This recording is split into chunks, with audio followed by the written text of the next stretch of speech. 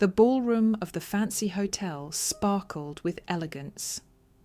Crystal chandeliers hung high above, casting warm light over rows of round tables covered in crisp white linens. The scent of freshly polished wood mixed with the faint aroma of champagne. Waitstaff glided through the crowd, balancing trays of delicate hors d'oeuvres. It was the annual charity gala, a night for high society to gather, raise money, and show their generosity for a cause supporting underprivileged youth. Among the glamorous crowd of business moguls, actors, and journalists was someone unexpected. At a table tucked toward the back sat Barron Trump. At just 18 years old, his tall frame and quiet demeanour made him hard to miss, yet he seemed content to remain in the background.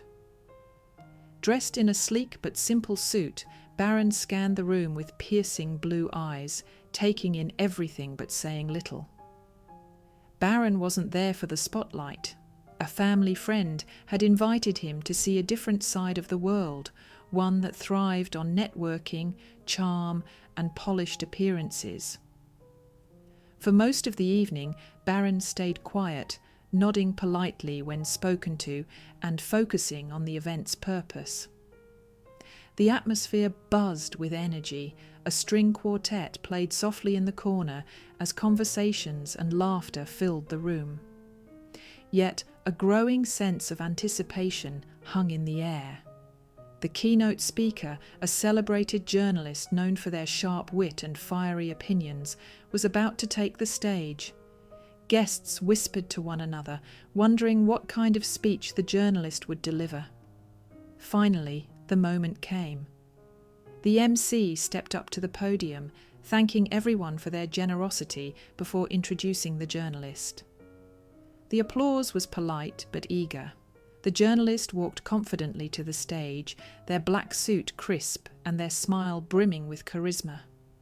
They started with humour, joking about the city's traffic and sharing an amusing story about a past gala mishap. The crowd chuckled, the tension easing for a moment. But soon the tone shifted. The journalist moved from light-hearted anecdotes to sharp commentary. They poked fun at well-known politicians and their public blunders. The crowd laughed again, though some shifted in their seats, sensing the jokes were becoming more pointed. Then they turned their attention to Donald Trump. "Well," the journalist began, a smirk playing on their lips, "we can't talk about the state of the world without mentioning the man who made orange the new black." The room rippled with scattered laughter. Love him or hate him, you have to admit he's the gift that keeps on giving, for people like me at least. The laughter wasn't as loud this time. Some guests chuckled nervously, others stayed silent, glancing around the room. Barron, seated quietly at his table, showed no reaction. His calm face gave nothing away. But the journalist didn't stop there. Their jokes about Donald Trump became sharper, touching on his policies, his tweets, and his public appearances. Then the moment no one expected happened. With a mischievous glint in their eye, the journalist turned to Barron himself. "And of course," they said, pausing for effect, "we can't forget his most overlooked legacy, the next generation. I mean, imagine growing up in a golden tower, surrounded by marble everything, while your dad tweets about world leaders. That must have been character building." The room froze. A collective gasp rippled through the crowd. All eyes turned to Barron. The joke fell flat. Nervous chuckles faded into silence. The journalist smiled awkwardly, clearly not expecting the crowd's reaction. Barron didn't move. He didn't fidget or glance around. He sat perfectly still, his face calm and unreadable. The silence stretched on, thick and uncomfortable. Even the journalist, so confident just moments before, seemed to falter. They shifted their weight, gripping the edge of the podium. "Tough crowd," they muttered, forcing a laugh. Then Barron stood. The soft scrape of his chair against the floor seemed to echo in the room. At over 6 feet tall, he cut an imposing figure.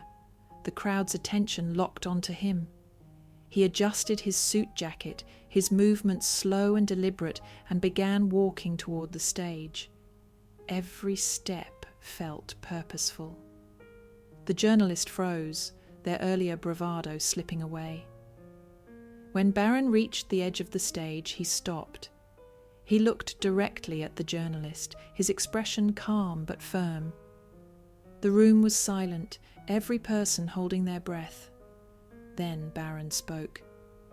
"Thank you for your insight," he began, his voice steady and measured. The journalist blinked, clearly caught off guard. Barron's tone wasn't angry or defensive. It was calm, almost thoughtful. "I've grown up watching people make assumptions about me, my family, and my life," he continued. "It's almost become a game, to fill in the blanks when you don't know the whole story. And I get it.